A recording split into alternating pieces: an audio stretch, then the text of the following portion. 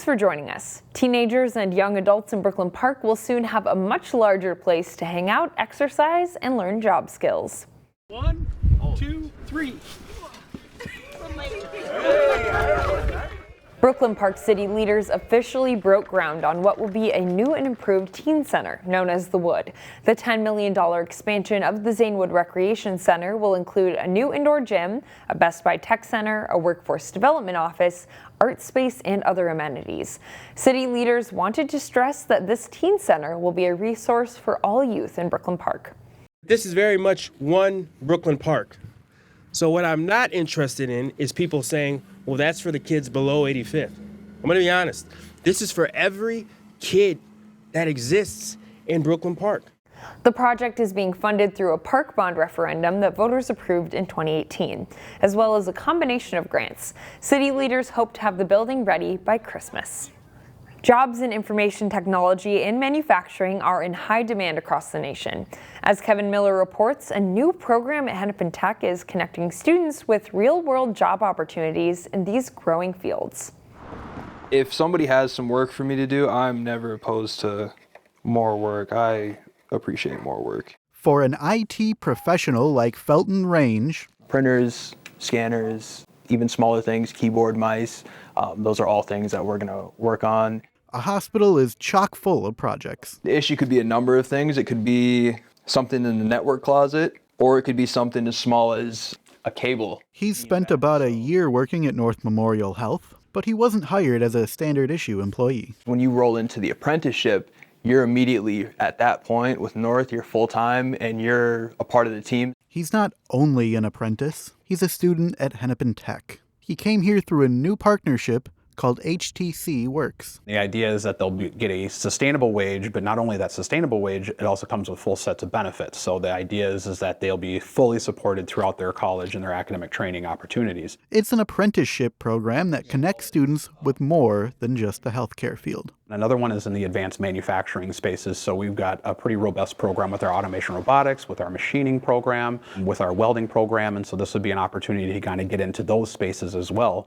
The goal is for students to leave Hennepin Tech with a job lined up. Our main connection is our employee partners and trying to make sure that what we produce is something that they're able to instantly start getting employed and instantly start being able to provide a sustainable wage for themselves and their families. It worked for students like Felton, 100%. who found a long-term chance to earn and learn at North Memorial. Your financial situation's all taken care of, so you can just fully focus in on work and school.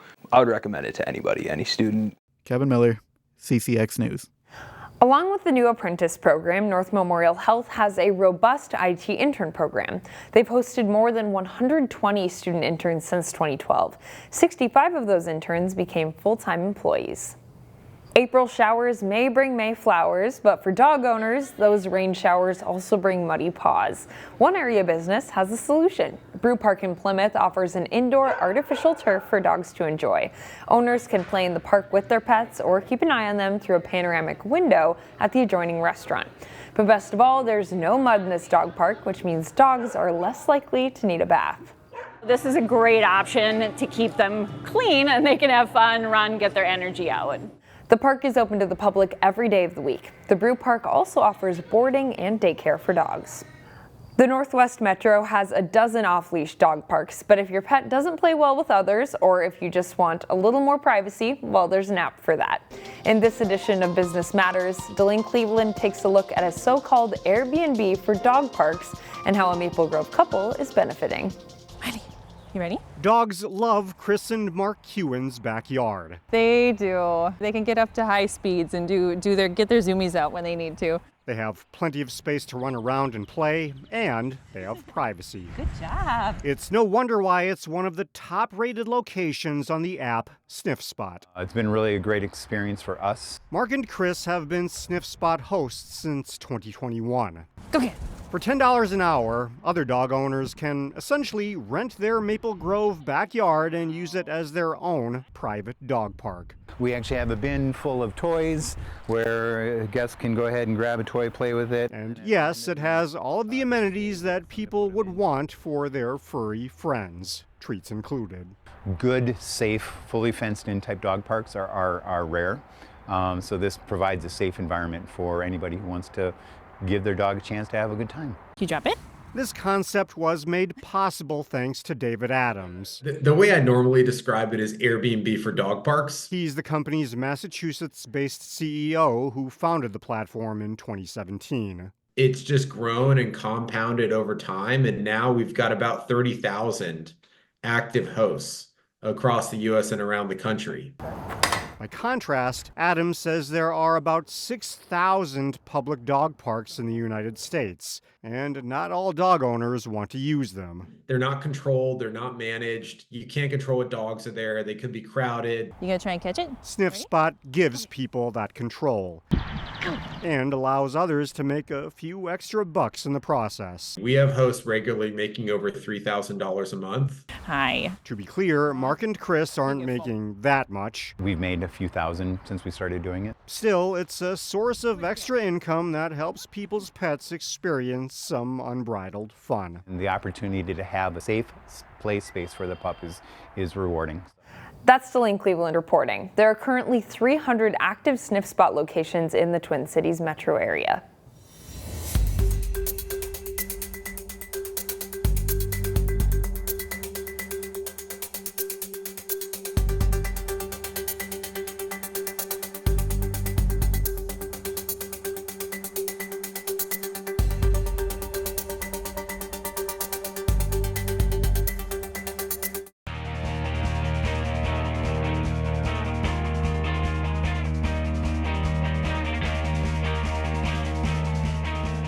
Five local squads made the state tournament in boys basketball this winter. They are well represented on our all-area team. We'll start our CCX all-area boys basketball team in the backcourt with a state champion. Wayzata junior Christian Wiggins is one of the state's top recruits in his class. Wiggins helped the Trojans to a Class 4A title, averaging 19 points, 7 rebounds, and 3 assists while hitting 44% of his threes. Wiggins was an all-tournament pick at state and a Star Tribune All-Minnesota pick. Jaden Moore of Hopkins is another superb junior. A pass-first point guard who can score and defend, Moore helped the Royals to a 26-2 record, averaging 9.5 assists, 15 points, 4 steals, and nearly 7 rebounds. He's a Star Tribune All-Minnesota pick.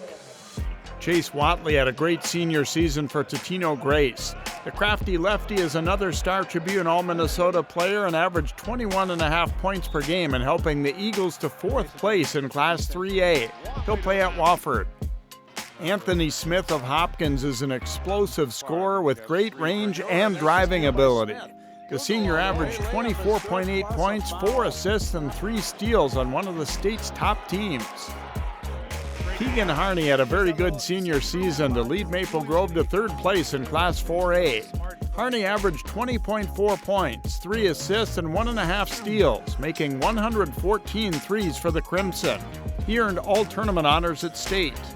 Isaac Olmstead helped Wayzata win at the state tournament, hitting several clutch shots and playing his best ball late in the season. The junior averaged 14.8 points and 5.7 assists while hitting 42% of his threes. Jaleel Donnelly helped Benilde St. Margaret's to a 26-3 season and earned Star Tribune All-Minnesota honors. A driving force for the Red Knights, Donnelly averaged 17 points and was all-conference and all-state. Oh, what a pass. Armstrong's Desmond Ware was a bright spot on a Falcons team that struggled. The senior averaged 21 points, 5 assists, and 4 steals and was all-Northwest Suburban and team MVP. Josh Shokeye helped Heritage Christian Academy to its 2nd straight state tournament in Class A. The point guard averaged 16 points, 5.3 assists, and 5 rebounds. He was Eagles MVP and will play at Northwestern in St. Paul. Our wings and front court players include Tyler Wagner of Champlin Park. The senior sharpshooter averaged an impressive 27.8 points per game, including a 60-point showing in helping the Rebels to a 23-5 season. The Mr. Basketball finalist and All-Minnesota pick will play at Austin P.